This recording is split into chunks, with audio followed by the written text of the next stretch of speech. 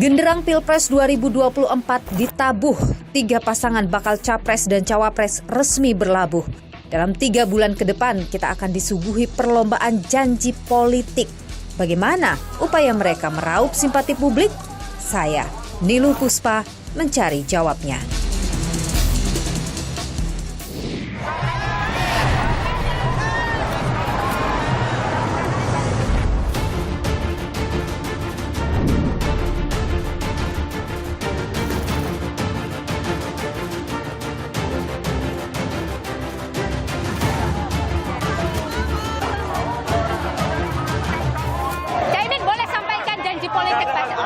Boleh sampaikan janji politik sedikit aja.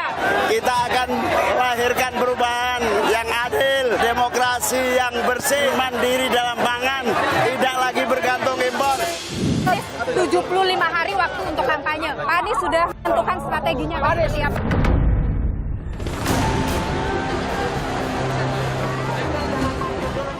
Yang jelas kita ingin membangun Indonesia dengan lebih cepat. Dan tentu saja ada banyak isu, mulai dari transisi energi, hilirisasi yang mesti kita tuntaskan, ada problem politik pangan yang mesti kita pegang kedaulatannya. Pak Mahfud, Anda yakin bisa mendapatkan suara rakyat di Jawa Timur, Pak? Seluruhnya sepakat mengusung Prabowo Subianto sebagai calon presiden dan Saudara Gibran Rakabuming Raka sebagai calon wakil presiden. Orang tua itu hanya mendoakan dan merestui.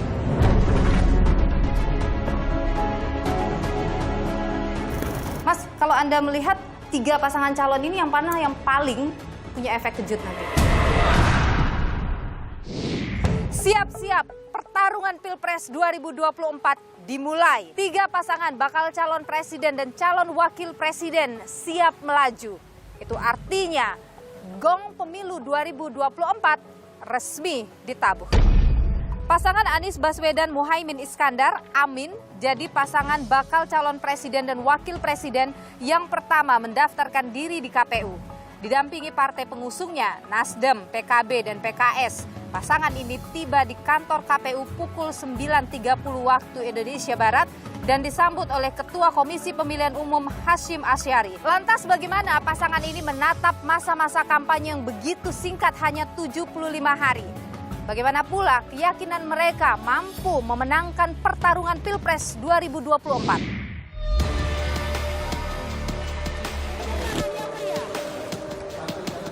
Seorang wakil presiden dengan calon presiden yang sudah dimiliki oleh koalisi perubahan yaitu Bung Anies Baswedan, Bung Muhaimin Iskandar. Yang akan mendampingi Bapak Ganjar Pranowo adalah Bapak Profesor Dr. Mahfud MD. Sepakat mengusung Prabowo Subianto sebagai calon presiden koalisi Indonesia Maju, Gibran Rakabuming Raka sebagai calon wakil presiden. Dukung semuanya untuk kebaikan negara ini.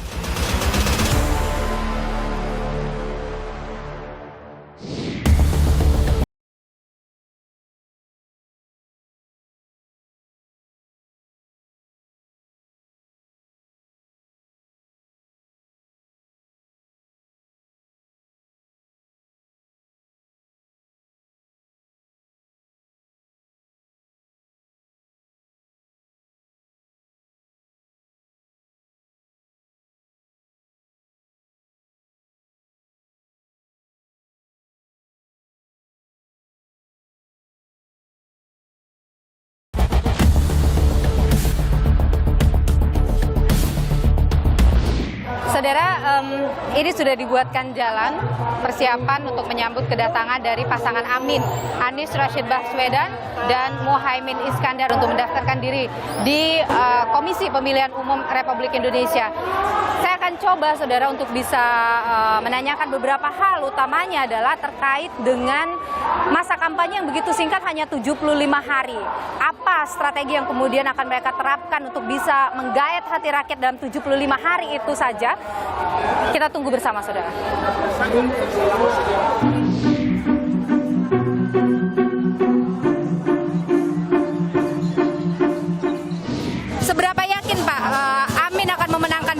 2024? Saya sangat yakin karena beliau visinya adalah dunia dan akhirat. Kemudian dia ikhlas, dia memang ingin menghadirkan apa yang dicita-citakan oleh bangsa Indonesia dalam pembukaan Undang-Undang Dasar 45, yaitu mengantarkan bangsa untuk mencerdaskan bangsa, memajukan kesejahteraan umum dan keadilan sosial bagi seluruh Indonesia. Oke. Ya. Kalau Ibu dengan Ibu siapa, Bu? Saya dengan Ibu Siwi. Ibu Siwi, apa yang membuat Anda mendukung pasangan Amin ini? Kebetulan rakyat Indonesia itu kan kebanyakan Muslim, jadi kami sangat mendukung dan Pak Anies ini sudah berhasil membangun Jakarta. Saya percayakan beliau dan dengan wakilnya Pak Imin.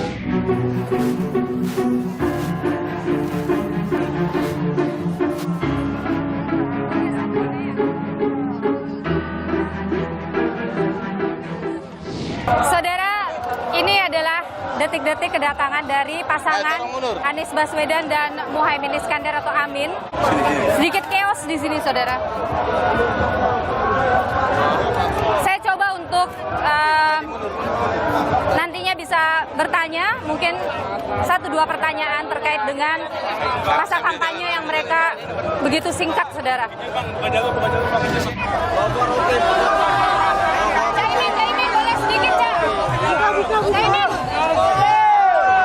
Caimin, boleh sedikit, Caimin, boleh sedikit statementnya, Pak.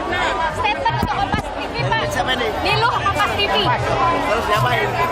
Caimin 75 hari kampanye. Gimana? Terima kasih semua yang hadir. I love you all. I love you all. Terima kasih, Anda luar biasa. Anda luar biasa. Terima kasih. Salam perubahan, salam perubahan, salam perubahan. Terima kasih berpanas-panas untuk satu kita perubahan. Caimin, boleh sampaikan janji politik, Pak? Boleh sampaikan janji politik? Kameramen saya. Buat kami bertekad, insya Allah kita perubahan akan kita wujudkan. Kita akan melahirkan perubahan yang adil, perubahan lebih adil, perubahan lebih terbuka, demokrasi yang bersih, demokrasi yang bertanggung jawab. Rakyat petani dapat pupuk, kita semua mandiri dalam pangan, tidak lagi bergantung impor. Hidup kalian luar biasa, semangat perubahan Anda menjadi motivasi saya untuk membantu menolong semua.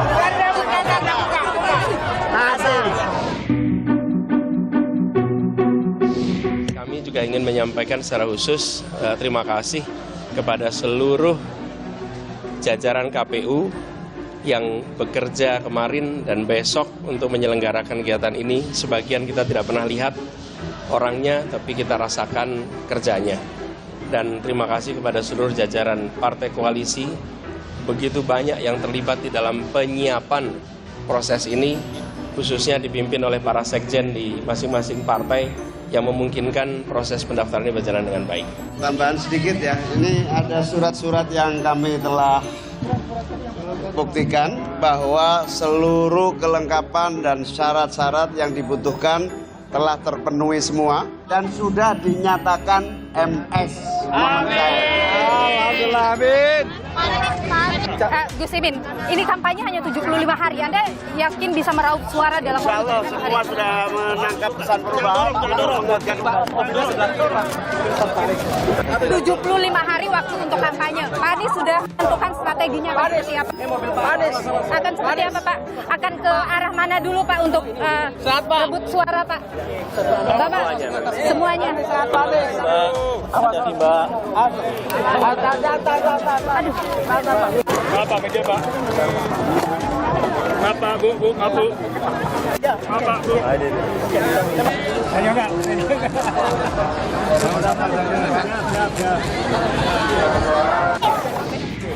Saudara, baru saja sudah selesai proses pendaftaran yang dilakukan oleh pasangan Amin, Anies Rashid Baswedan dan Muhaimin Iskandar.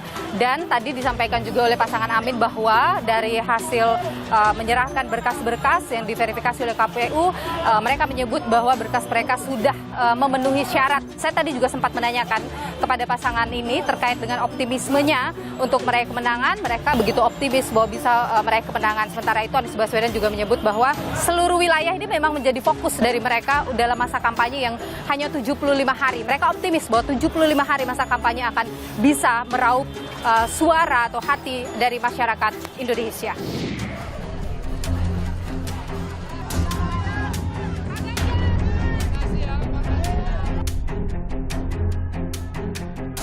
Apa strategi Anda untuk dapat suara di Jawa Timur, Pak?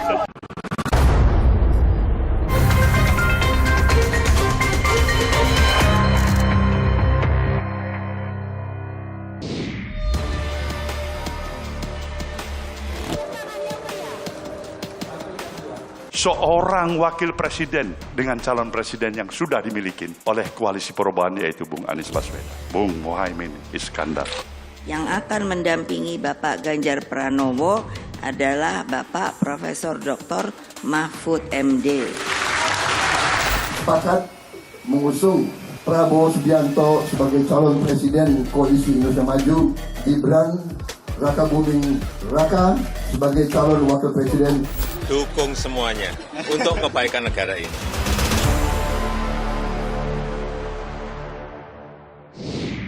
Kamis 19 Oktober 2023, pasangan bakal calon presiden yang diusung PDIP, P3, Hanura, dan Perindo, Ganjar Pranowo dan Mahfud MD juga mendaftarkan diri mereka ke Komisi Pemilihan Umum Republik Indonesia. Disambut oleh Ketua KPU Hasyim Asyari, mereka serahkan berkas untuk diverifikasi terkait persyaratan calon presiden dan calon wakil presiden pemilu 2024.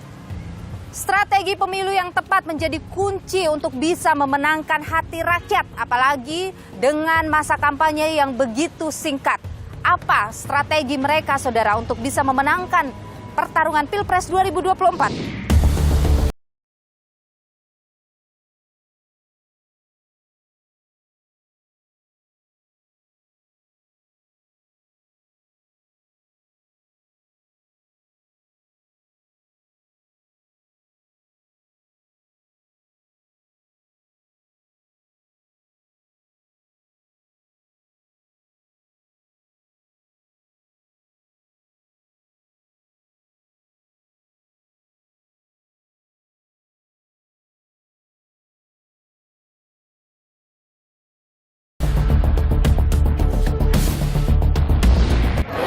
Dan saudara, hari ini juga dijadwalkan pendaftaran bagi pasangan calon Ganjar Pranowo dan Mahfud MD.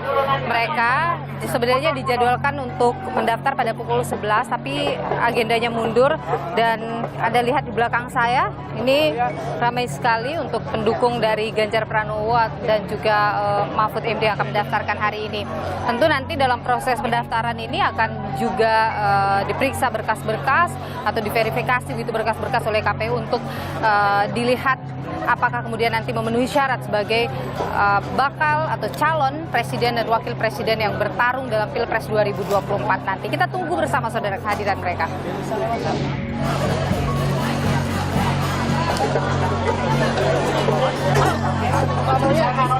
Jangan maju dulu, nanti semua ikut maju. Mundur. Dengan Ibu siapa, Ibu? Dengan Ibu Hadijah. Ibu Hadijah. Ibu Hadijah datang dari mana, Bu? Dari Matraman, Jakarta Timur. Oke, Jakarta. Jadi, Ibu, apa yang bikin Ibu mendukung Ganjar Pranowo dan Mahfud MD? Ganjar dan Mahfud MD itu orangnya membaur ke masyarakat terkecil. Orangnya pokoknya super top markotop deh. Nah, tidak ada orang yang seperti Ganjar atau Pak Mahfud yang tegas, santai, tapi tujuannya oke. Oke. Ya. Kalau Ibu, kenapa Ibu mendukung? Sama karena Bapak Ganjar itu orangnya membaur, merakyat, dekat sama kita seperti itu. Ibu yakin nggak kalau Pak Ganjar dan Pak Mahfud bisa menang Pilpres? Yakin. Satu putaran, menang. Ganjar Mahfud menang. Ganjar Mahfud menang.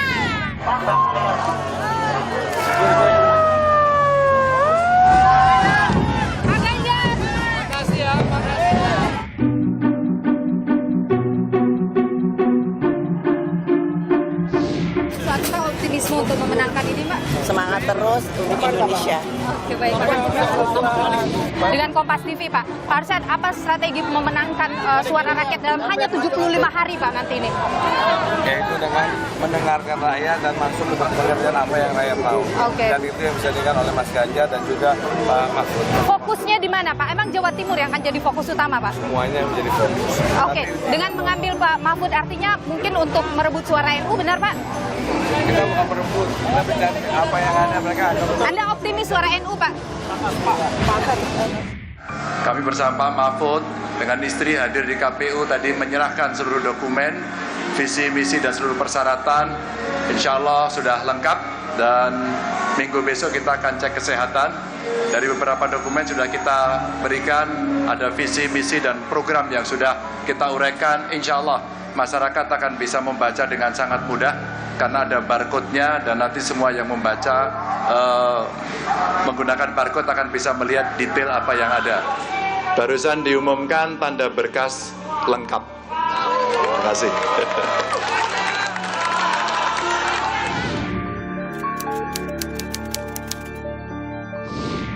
Oh, strategi kampanye. Strategi tidak pernah saya sampaikan di sini. Tapi kita sudah menyiapkan, anak-anak muda kemarin bergabung, saya mengajak mereka, saya melamar mereka untuk terlibat, dan ternyata mereka komunitas-komunitas yang sangat hebat, anak-anak muda yang sangat cerdas. Tentu saja mereka ingin mengambil peran, berkontribusi, karena dia mewakili kelompoknya. Ada yang milenial, ada yang Z, dan kemudian komunitas, termasuk penyandang disabilitas, kelompok perempuan, ya, anak-anak muda, mereka ingin semuanya terlibat.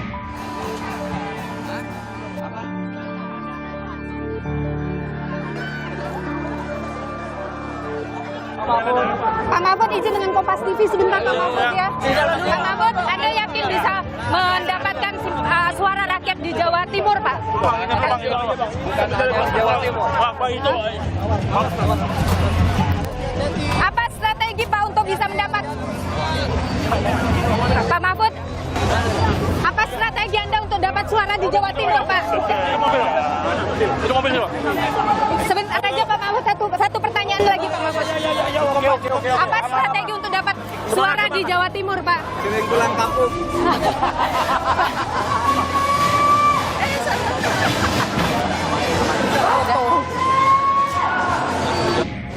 Saudara, sudah selesai proses pendaftaran yang dilakukan oleh pasangan Ganjar Pranowo dan Mahfud MD.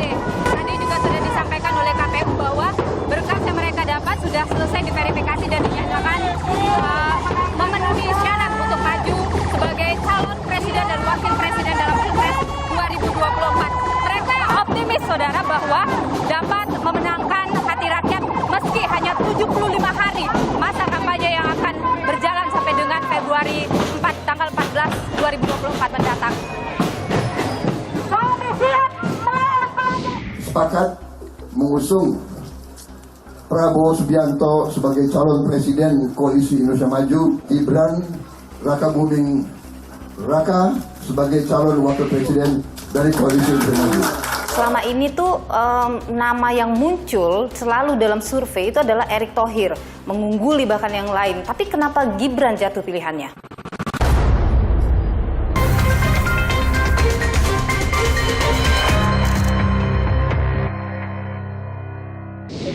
Prabowo Subianto, saudara, menjadi bakal calon presiden yang paling akhir mengumumkan cawapresnya. Koalisi gemuk Gerindra, Golkar, PAN, Demokrat, dan PBB kabarnya bersikukuh dengan pilihan cawapresnya masing-masing. Ada sejumlah nama yang disebut-sebut sebagai bakal calon wakil presiden Prabowo. Menteri BUMN Erick Thohir yang diusulkan oleh PAN, Kofifa Indar Parawansa diusulkan Demokrat, Airlangga Hartarto oleh Golkar, Yusril Issa Mahendra oleh Partai Bulan Bintang. Muncul juga, saudara, nama putra sulung Presiden Jokowi, Gibran Rakabuming Raka. Langkah Gibran melaju di bursa Pilpres 2024 bak mendapat karpet merah pasca Mahkamah Konstitusi memutuskan mereka yang pernah atau sedang menjabat sebagai kepala daerah yang dipilih langsung rakyat bisa maju dalam bursa Pilpres meski berusia di bawah 40 tahun. Dinamika politik di internal Koalisi Indonesia Maju pun pelik penuh intrik. Kabarnya ada dissenting opinion atau perbedaan pendapat di antara partai koalisi soal pendamping Prabowo.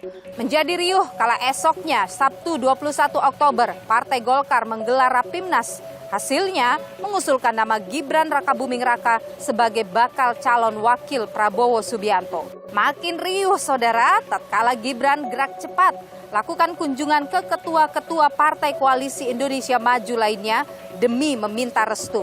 Dimulai dari Ketua Umum Partai Amanat Nasional Zulkifli Hasan. Lalu bertemu Ketua Partai Bulan Bintang Yusril Issa Mahendra. Esoknya, Minggu 22 Oktober pagi, Gibran lanjutkan safarinya dengan bertemu Ketua Umum Partai Demokrat Agus Harimurti Yudhoyono. Pertemuan tertutup itu berlangsung selama 1 jam. Mereka enggan bocorkan hasil pertemuan.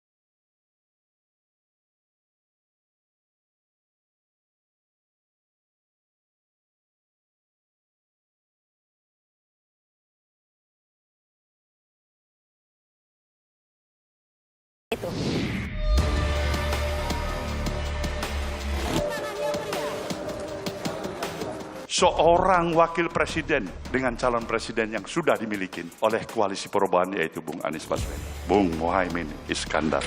Yang akan mendampingi Bapak Ganjar Pranowo adalah Bapak Profesor Dr. Mahfud MD. Sepakat mengusung Prabowo Subianto sebagai calon presiden Koalisi Indonesia Maju, Gibran Rakabuming Raka sebagai calon wakil presiden. Dukung semuanya untuk kebaikan negara ini.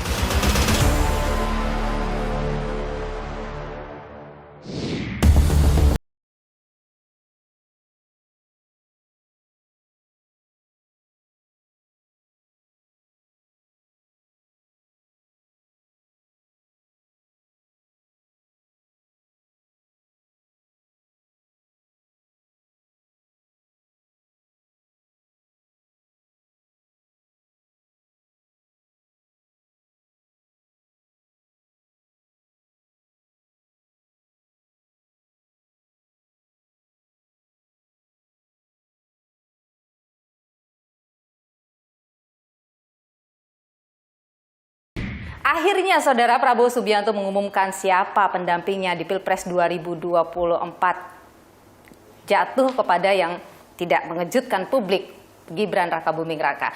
Kita perbincangkan hal ini termasuk juga bagaimana ini nanti menatap masa-masa kampanye yang cukup singkat, hanya 75 hari nanti. Sudah bersama saya Ketua Harian Gerindra atau Partai Gerindra, Sufmi Dasko Ahmad.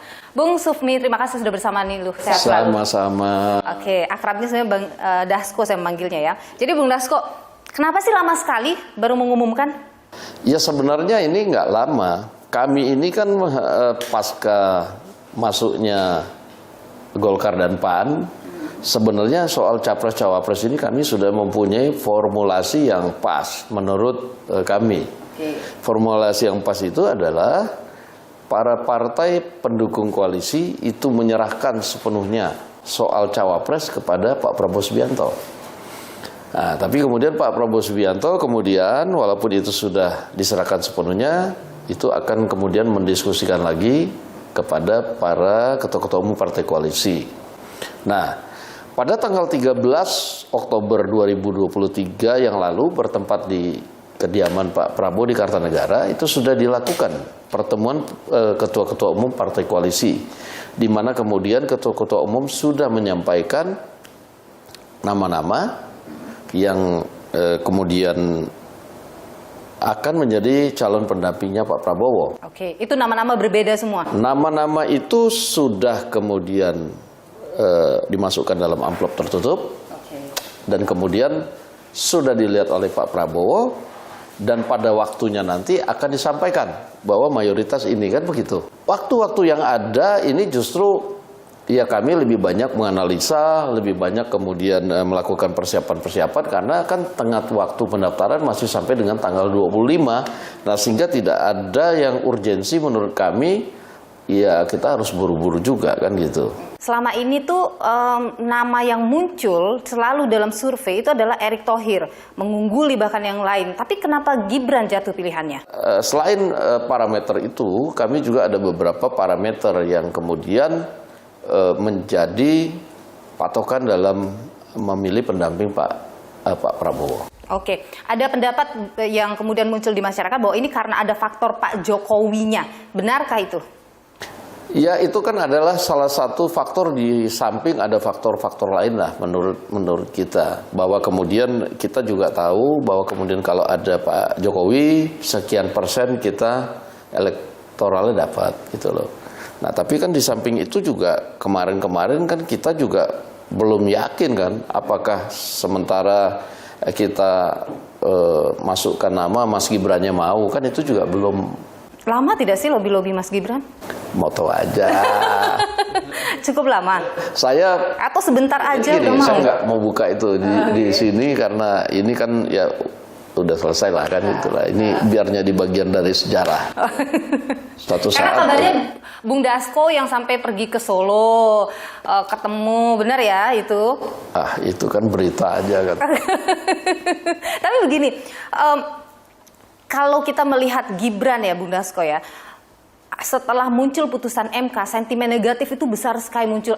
Apakah tidak khawatir Koalisi Indonesia Maju mempertaruhkan, ini sudah yang keempat kali Pak Prabowo maju? Jadi begini, kami juga punya big data, kami juga punya data analitik, kemudian kami juga tahu sentimen negatif itu misalnya di media sosial, itu tuh kan berasal dari mana? Itu ciptaan seseorang? Ya, saya nggak bilang begitu, tapi ya tentunya itu kemudian menjadi juga salah satu pertimbangan, bukan kita mengabaikan, bahwa kita kemudian menghitung benar yang sentimen negatifnya yang benar itu berapa. Jadi optimis sekali di sini ya? Iya, kalau sudah mengambil langkah harus optimis kan gitu. Tapi kalau kita bicara soal nanti masa kampanye hanya 75 hari, kemudian Pak Prabowo juga ya kalau saya katakan lebih lambat daripada yang lainnya mengumumkan, bagaimana menatap 75 hari masa kampanye, mampu tidak itu nanti? Ya sebenarnya kita dalam hitungan lambat itu kan hitungan dalam rangka pengumuman dan pendaftaran aja itu kan hanya hari. Tapi kemudian kalau kemudian sosialisasi, kemudian strategi-strategi yang lain yang tidak bisa dijabarkan di sini, ya kita juga sudah jalan. Namanya juga kita sudah, ya ini kan pemilu kali ini juga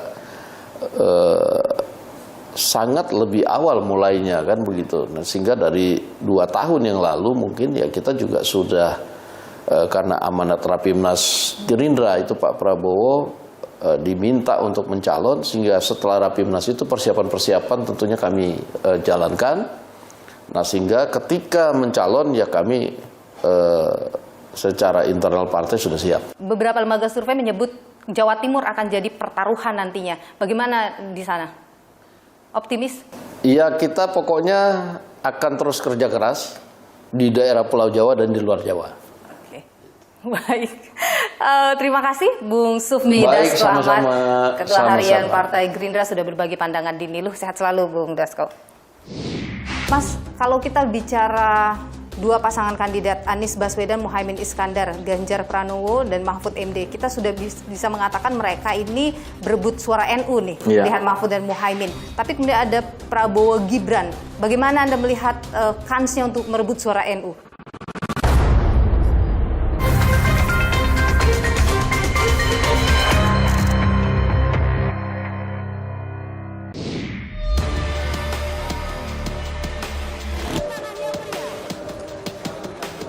Seorang wakil presiden dengan calon presiden yang sudah dimiliki oleh koalisi perubahan, yaitu Bung Anies Baswedan, Bung Muhaimin Iskandar. Yang akan mendampingi Bapak Ganjar Pranowo adalah Bapak Profesor Dr. Mahfud MD. Sepakat mengusung Prabowo Subianto sebagai calon presiden Koalisi Indonesia Maju, Gibran Rakabuming Raka sebagai calon wakil presiden. Dukung semuanya untuk kebaikan negara ini.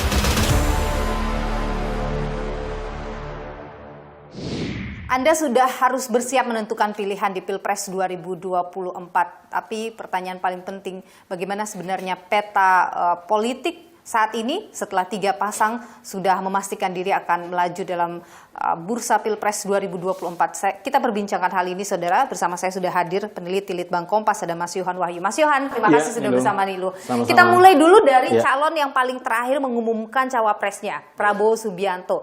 Bagaimana Anda melihat ketika Prabowo memilih Gibran Rakabuming Raka sebagai wakilnya? Kansnya untuk menang bagaimana? Ya, saya melihat kalau di survei kita, sosok wakil presiden itu sebenarnya pertimbangannya tidak sekedar elektoral gitu ya. Beda dengan capres. Oke. Jadi misalnya pilihan terhadap Pak Anies terhadap Pak Muhaimin misalnya. Kita tahu di survei Pak Muhaimin kan relatif rendah elektoralnya. Tapi mungkin dia menyimpan daya elektoral dengan basis PKB, infrastruktur partai, kemudian dekat dengan NU misalnya. Hal yang sama dengan Pak Mahfud ya, yang secara elektoral juga relatif tidak begitu tinggi gitu ya, 5% ke bawah lah. Tapi kan mungkin Pak Mahfud dinilai punya daya elektoral yang lain gitu ya. Nah, kalau itu kan oke, mereka punya basis kedekatan dengan NU dengan suara yang besar. Tapi kalau misalnya Gibran Rakabuming Raka? Iya, Gibran mungkin tidak punya tingkat elektoral di survei kita, tapi dia mungkin ada semacam pertimbangan-pertimbangan komposisi konfigurasi politik dengan representasi dukungan Pak Jokowi di koalisi tersebut. Memang gitu ya. sebesar itu Jokowi efek ini bisa memberikan kontribusi suara? Kalau di survei Kompas ini kan sekitar 16-20% ya. Artinya memang kalau dikatakan ini tinggi juga tidak tinggi banget karena hampir sebagian besar yang lain itu tidak memberikan tidak mengikuti sebenarnya, mengaku tidak akan mengikuti siapapun pilihan Pak Jokowi. Hanya 16-20% saja yang mengaku akan mengikuti siapapun pilihan Pak Jokowi. Apapun itu. Tapi boleh juga Presiden ini kemudian menopang langkah-langkah politiknya ini kan dari approval rating yang relatif tinggi ya terhadap kinerja kepemerintahannya. Ya, di Kompas sekitar 77% gitu ya. Publik puas dengan kinerja Presiden. Boleh jadi ini yang membuat Presiden cukup percaya diri, kemudian dia merasa ada sebagian pemilih yang kemudian masih mengikuti langkah-langkah politiknya sekitar 16-20% itu. Dan kita tahu Pak Prabowo, Pak Ganjar yang terutama Pak Prabowo seringkali kemudian langkah-langkah politiknya sering mengasosiasikan diri sebagai sosok bakal calon presiden yang kemudian diusung atau didukung oleh Pak Jokowi. Dekat dengan Pak Jokowi. Tapi ketika ada putusan MK itu kan menuai reaksi yang negatif dari masyarakat. Apakah itu kemudian mampu tetap menahan suara atau sumbangan elektoral dari Pak Jokowi? Nah, itu reaksi negatif itu saya yakin akan menjadi kalkulasi tersendiri bagi Pak Prabowo. Tapi dengan di belakang Gibran itu Pak Jokowi, dengan representasi Pak Jokowi gitu ya, itu kemudian dia akan menambah dukungan gitu ya, perluasan dukungan yang selama ini dia hanya bertumbuh ada pemilih loyalnya, ini akan ketambahan pemilih dari pemilih-pemilih yang loyal ke Pak Jokowi. Mas, kalau kita bicara dua pasangan kandidat Anies Baswedan, Muhaimin Iskandar, Ganjar Pranowo, dan Mahfud MD, kita sudah bisa mengatakan mereka ini berebut suara NU nih, lihat Mahfud dan Muhaimin. Tapi kemudian ada Prabowo Gibran. Bagaimana Anda melihat kansnya untuk merebut suara NU? Pemilih-pemilih tradisional NU selama ini juga melihat sosok Pak Jokowi itu kan dekat dengan NU ya. Kalau kita lihat momentum-momentum termasuk momentum Hari Santri itu tidak pernah dilewatkan oleh Presiden sebagai seseorang yang dekat dengan Nahdliyin ini. Saya pikir ini akan menjadi pintu bagi pasangan Prabowo dan Gibran untuk mendulang suara dari pemilih NU selain memanfaatkan atau mempertahankan dua kantong suara yang selama ini sudah menjadi captive market mereka. Tapi Mas, sebenarnya suara NU ini seberapa besar kalau kita lihat dari pemilu ke pemilu? Ya, kalau kita lihat pengalaman pemilu 2014 dan 2019, kemenangan Pak Jokowi dari Pak Prabowo itu terutama yang menjadi titik krusial di Jawa Timur ya. Jadi selisih Pak Jokowi itu menang 50% lebih di basis pemilih NU. Jawa Timur itu basis pemilih NU. Kemudian di Jawa Tengah juga lebih dari itu. Artinya memang peluang calon presiden ketika mampu mendekati pemilih NU dan pemilih NU relatif tunggal ke sosok calon tertentu, peluangnya akan semakin besar. Mas, kalau kita bicara soal peta wilayah misalnya, yang mana yang paling berkontribusi besar bagi kemenangan paslon dalam Pilpres? Tentu kantong-kantong wilayah pemilih yang besar ya. Jawa itu kalau kita lihat DPT kemarin kan sekitar 55% itu kan berada di Jawa ya. Kemudian kalau kita ngomong Jawa ada 3 basis pemilih yang kantong-kantongnya besar, Jawa Barat, Jawa Timur dan Jawa Tengah. Kita tahu Jawa Barat itu ketat gitu ya antara Pak Prabowo dan Pak Anies dan Pak Ganjar. Relatif ketat meskipun Pak Prabowo memang relatif lebih ada di atas gitu ya, lebih tinggi dibandingkan keduanya. Sementara Jawa Tengah kita tahu PDIP cukup kuat di situ dan memang hasil survei menunjukkan Pak Ganjar juga relatif kuat di situ. Sementara battleground yang sesungguhnya itu di Jawa Timur karena ya satu tidak ada kekuatan yang dominan di situ, tidak ada representasi yang cukup lebih NU gitu ya, sebagai basis NU. 3 pasangan calon ini yang mana yang paling punya efek kejut nanti? Ya, saya dulu pernah menyatakan ada 3 momentum efek kejut ya. Pertama penetapan capres, kedua penetapan cawapres, dan ketiga itu kampanye. Terutama masa kampanye di debat kandidat itu ya. Itu akan menjadi titik krusial. Orang swing voter itu akan menentukan dia akan lebih yakin ke pasangan capres yang mana gitu ya. Ini kan menjawab kebutuhan mereka dan memang sebagian mereka ini ada kelas menengah atas gitu ya. Oke, baik. Terima kasih Mas Yohan Wahyu, peneliti Litbang Kompas atas pandangan Anda di Niluh. Sehat selalu Mas. Terima kasih. Putusan Mahkamah Konstitusi terkait dengan syarat calon presiden dan calon wakil presiden jadi perbincangan panas di masyarakat. MK dianggap kehilangan marwahnya sebagai penjaga konstitusi negara. Benarkah? Bagaimana pula dampak dari putusan Mahkamah Konstitusi ini terhadap peta perpolitikan tanah air?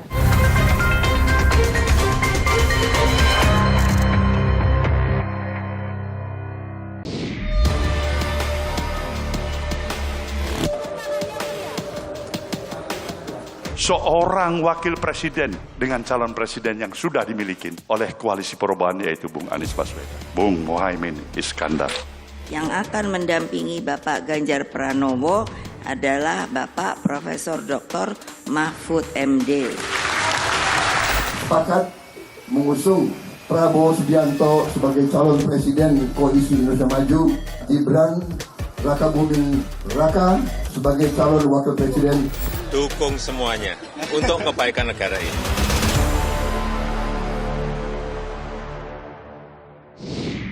Mengabulkan permohonan pemohon untuk sebagian berusia paling rendah 40 tahun atau pernah sedang menduduki jabatan yang dipilih melalui pemilihan umum termasuk pemilihan kepala daerah. Putusan Mahkamah Konstitusi yang dibacakan Hakim Anwar Usman, ipar Presiden Joko Widodo pekan lalu, masih timbulkan polemik. Putusan yang mengabulkan gugatan syarat pernah jadi kepala daerah dapat maju capres atau cawapres meski belum berusia 40 tahun, dianggap syarat kepentingan politik dan mencederai konstitusi.